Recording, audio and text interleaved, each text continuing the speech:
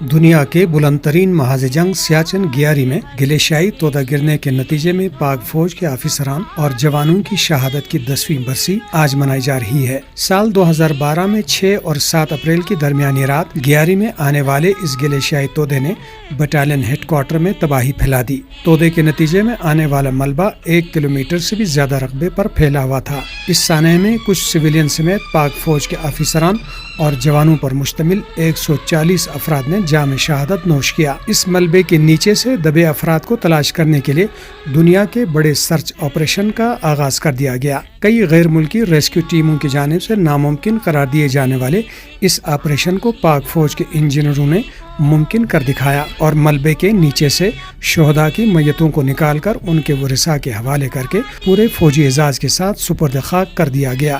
وطن کی سرحدات کی حفاظت میں اپنی جانوں کا نذرانہ پیش کرنے والے یہ شہداء آج اگرچہ ہمارے درمیان موجود نہیں، لیکن یہ اپنے چاہنے والوں کے دلوں میں ہمیشہ زندہ رہیں گے۔